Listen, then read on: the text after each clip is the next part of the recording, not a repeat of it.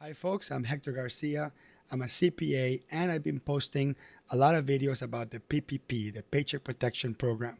And this would be your May 1st update. First of all, I can't believe that I have to do updates every 2 or 3 days about a program that was written into law more than a month ago. And to the date, we still continue to see changes, modifications, new guidelines. So it's at least exciting to cover it and to have new content to create for YouTube. I'm also I've been watching videos from other CPAs and content creators have their own take on all these changes. And there's tons of stuff in the news and in social media. So I like to sort of summarize and dispel all the things that you might be hearing about the PPP program for, let's say, the end of the month. So let's start by saying that April was by far one of the worst months in the history of my practice. Not worse in terms of business. I've had a lot of clients, a lot of requests, a lot of prospects hit me up via email, social media, phone call, all wanting to get help around this whole concept of paycheck protection program and disaster injury loans, which rightfully so. Their business is hurt. They see my videos and they see this guy must know because he's doing videos about it. So let's hire him and let's see how he can help us. So I have very limited time on how many new clients I can take per se. So I'd like to announce that I've been focusing 100% on all my current clients that ask me for help around this matter, and I jump straight to it. And I've been working my hardest to help my current clients through it. And I've been answering some questions and coaching some people through this process, but I cannot possibly help every single person that reaches out to me. So for the folks I was able to help, I'm glad. For the folks I wasn't, I hope you were able to get your PPP loan in some other way. Now, Cloud Accounting Podcast, one of my favorite podcasts, posted this in Twitter, which kind of gave me the idea, reminded me how bad this month was from the perspective of just like you know, just sheer stress and uncertainty. So look, 95% of my colleagues agree that this has been one of the worst months ever. And the good note, I'm healthy, my family's healthy, we're home, we got air conditioning, we got water, we got electricity. You know, we really shouldn't be complaining much because there are many countries in the world that are in a much worse situation than us. So, with some perspective, these quarantines are actually not that bad. All right, let's jump to the PPP program. There's been a few updates posted in the Treasury website. We're going to go over those. But first, let me cover what has been in the news. So let's start with the stuff that has been in the news. First, let's go over the Forbes article that says IRS denies tax deductions for wages, rent paid with forgivable PPP loans. First of all, the article itself is actually not wrong. The title, however, is a little bit clickbaity because IRS hasn't technically denied any tax deductions yet. No one that I know has filed a 2020 tax return. No one that I know has put their expenditures in a tax form for the month of April or May of 2020 because it hasn't even happened yet. So to say that it denies it, it's a bit inflammatory, but I'm going to explain where they're coming from. Now, they're quoting here, notice 2020-30. You want to read that notice if you want to see exactly what the IRS said about it, which is partially going to confirm what the article says, but I'm going to explain it, especially if you're not an accountant, so you can understand the mechanics of exactly what that means. First of all, the PPP program, it's a good thing for the taxpayer. You got money, you were able to pay your employees. If you get it forgiven, it was free money. Done. There's no argument around it. It was a good thing that you got a PPP loan. So stop freaking out about it. Stop reading weird articles that make you feel guilty about taking the money. If you use the money to pay your employees and stay in business, it's a good thing for you. However, when they took out this program, the communication was this is going to be a tax-free forgiveness. In other words, if you get this money from the government forgiven, it does not become taxable income the way any standard loan forgiven or a loan written off or a loan charged off would be. In regular accounting terms, if you don't pay off your credit card and they charge off your loan, that charge off becomes taxable income to you because you don't owe that money anymore, right? It's a debit and a credit type of situation.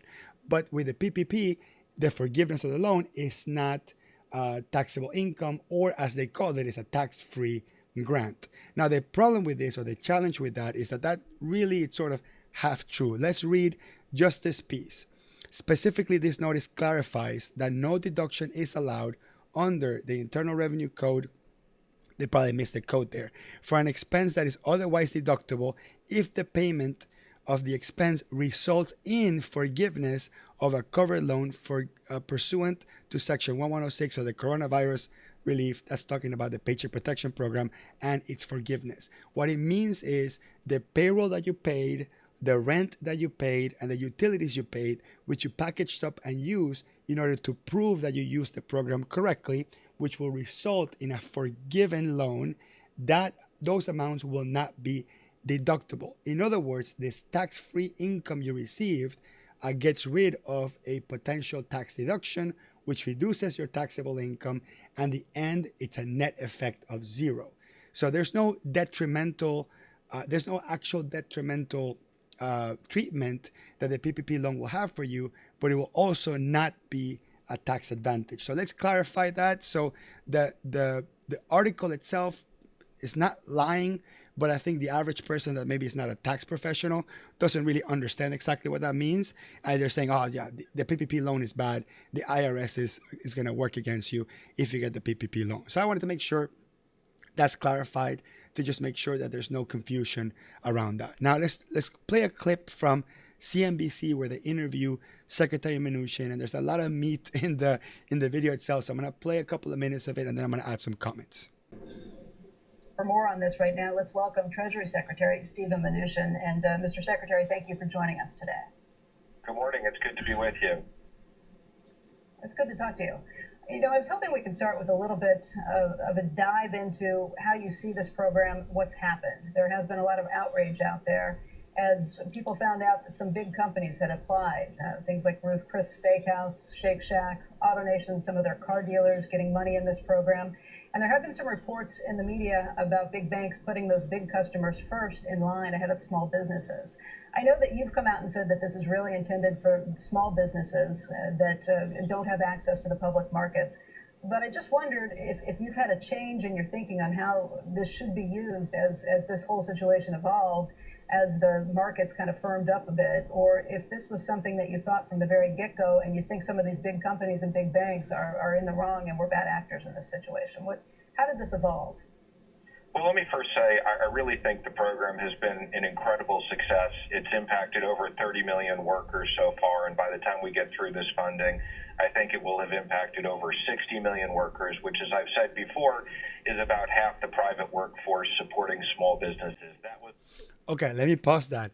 If you saw the video on the PPP update that I did earlier, the one right before this one, I specifically did a spreadsheet where I calculated mathematically how this was possible, how you can take $600 billion and take the average salary across everybody in the country and give it across half of the workforce in the US through this PPP program, and the math checked out right. So although I was very vocal criticizing Mnuchin and whether or not this program will actually affect half of the American workforce, I think the numbers do actually play in. So I'll accept the fact that the total amount, $600 billion, does sort of cover half of the country's workforce. So that being said, if that's true, the 30 million unemployed people that have been reported, they all must have come or should have come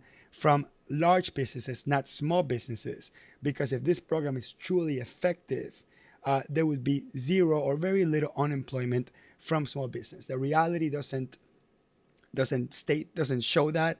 So long story short, I think that there's just a lot of hiccups with the program that doesn't make the math exactly right.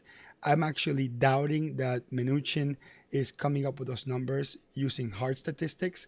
I believe that he's using spreadsheet statistics the same way I was using. I would love to see the hard numbers on how Treasury and the SBA knows how many actual jobs were paid or affected through it. Either way, through some simple modeling, they will probably arrive to a similar number. But the amount of unemployed people claiming the amount of people claiming unemployment, every week, it doesn't feel like the program is being that effective. It could be a multiple set of factors. It could be they took too long to fund. It could be a lot of people are getting unemployment, and that unemployment is actually more money than their old job, and these small business owners are now struggling to hire these people back. So I think that the statement that this is affecting 60 million employees might be half true, but did it save 60 million jobs? I'm thinking that that's not entirely true. I don't think he's maliciously saying that. I think he's just using back of the napkin or spreadsheet financial modeling for it. But I mean, I just don't want to continue to be unfair to it, because hopefully this will be over soon. Our business will be, our country will be back in business, and we don't have to debate anymore on whether the stimulus money was good or not. Although I'm sure there's going to be quite a bit of debate after the fact, and quite a bit of blowback for this. Now, let's listen a little bit more. Was always the president and Congress's intention, and that's what we're delivering on. I think it is unfortunate that there's a small number of companies that have created a lot of publicity that took loans. I think it was inappropriate for most of these companies to take the loans. It was clear there was a certification. We don't think that they ever should have been allowed to. We put out an FAQ clarifying the certification and saying that if they paid back the loans in 2 weeks so that we could reprocess that money, they would have no liability. Otherwise, they would have liability. And I must say, I'm encouraged by the number of people that have paid them back. I never expected in a million years that the Los Angeles Lakers, which I'm a big fan of the team, but I'm not a big fan of the fact that they took a $4.6 million loan. I think that's outrageous, and I'm glad they've returned it, or they would have had liability. And let me just say, I'm going to be putting out an announcement this morning that for any loan over $2 million, the SBA will be doing a full review of that loan before there is loan forgiveness. So we will make sure that what was the intent for taxpayers is fulfilled here. But let me just say again, the program, overwhelming success. 1 million of the loans so far are for companies under 10 people. What do you think the impact has been in terms of trying to keep people employed? Have there been people who have gone and had to file for unemployment, or do you think that this program has saved a lot of the people from actually having to do that and has kept them in their workplace? I think it saved a lot of people, and I think for those people that are on unemployment, it's going to bring a lot of people back. Matter of fact, we're having a small business event at the White House today where, unlike the Lakers stories, we're going to hear some stories of great small businesses. Okay. So I'm actually, I'm hopeful, and I remain optimist that everything that's being said here is true, that the fact that the Lakers got $4 million and all these other companies got millions and millions of dollars, was done by mistake, and they're giving the money back, which I think is great. And then he's talking about the announcement that they're going to be auditing companies that are that took more than $2 million worth of loans. So let's take a look at what that looks like in the website on the FAQ he's talking about. So let me go down here, and I'm going to click on frequently asked questions right there, updated on 4/29. I wonder if that's the one he's referring to, or this one right here that says updated 4/30. We'll go ahead and check both out to see what it is. So let's check out the FAQ and let's see what new they have added. I've done multiple videos where I've covered almost all the new things that have come up with this. So let's see what it says here. Okay. So right here, will the SBA, let me just zoom this in. So will the SBA review individual PPP loan files? Yes, in frequently asked question 31, so we'll go back to that one. SBA reminded borrowers that an important certification required to obtain the PPP loan. To further ensure PPP loans are limited to eligible borrowers in need, the SBA has decided, in consultation with the Department of Treasury, that it will review all loans in excess of $2 million, in addition to other loans as appropriate. Following the lender's submission of the borrower's loan forgiveness application, additional guidance of implementing this procedure will be forthcoming. So what that tells me is, one, before they never talked about auditing, although we're accountants and we understand that certain things that we do are subject to audits, and usually we do them knowing that they could be audited. So most accountants that are conservative and they're doing the right thing, they're doing things under the correct pretenses. So now this confirms that there will possibly some sort of audit for loans over $2 million. But the one thing that really that every single person here, because I know the vast majority of you didn't take $2 million PPP loans, but this is the one that should concern you. In addition to other loans as appropriate, okay? And it says additional guidance for implementing this will be forthcoming. So who knows what those additional ones will be? Who knows they'll go $1 million, $500,000, 100,000. Who knows if they have different levels of audits, depending on what it is. Long story short, if you got your PPP loan and you have your documents all in a row, you should be okay. But let's scroll up to question 31, which already covered this, but I think it's important to go over it, which talks about that certification. So the certification of what the business owner or the applicant is making is the following. The current economic uncertainty makes this loan request necessary to support ongoing operations of the applicant. So that says that without this money, you could not have continued to operate. This is very vague. Who knows exactly what they're going to use, but they wrote some hints here, which is their ability to access other sources of liquidity sufficient to support ongoing operations, that in a matter is not significant detrimental to your business. So if accessing the funds would have a really high interest rate and that would cause you to lose money, that could be detrimental to your business. If giving away some of your equity and diluting the value of the business in order to get some money in exchange, that could also be detrimental to your business. So it's not really very black and white in terms of what they're going to use, but this is essentially what they're going to audit. Number one, that this payroll and all this stuff is legit, and number two, that you actually needed the money. And they're actually giving people until May 7th to give the money back. Now, I don't want people to freak out. I already had 2 emails from random people that I've never heard of email me and say, this is my situation. We took more than $2 million. We're not 100% sure how to tell whether or not we needed it or not, or how do we prove it. Most of this is in our heads. Uncertainty is in our heads. It's not in hard numbers. April started a little bit slow in sales, but maybe May and June picks back up, and then maybe we can't control it. So we're going to be penalized for being successful after we took the loan.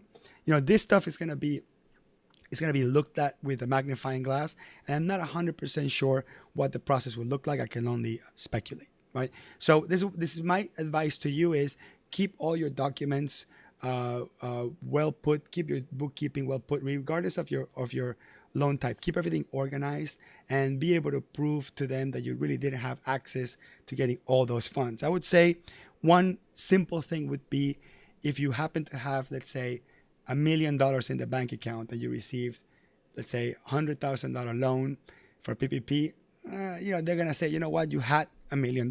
So, one of the challenges that I have with this in general is that this is going to penalize well-capitalized, well-organized companies that do financial planning and reward the ones that didn't have any reserves or any other access to capital. I know that between one extreme and the other, there's all sorts of examples, and some companies got hit worse than others, and some companies, due to their circumstances and their industry, maybe they can't have access to funds or they can't be capitalized, or also these companies are in different stages in their cycle, right? Some are startups, some are mature, some are in decline. So you would have to come up with a lot of points to analyze each company and try to triangulate to see what this is. I think it's going to be like an IRS audit, so it's going to be up to the auditor to receive all the facts and circumstances and assess their decision then.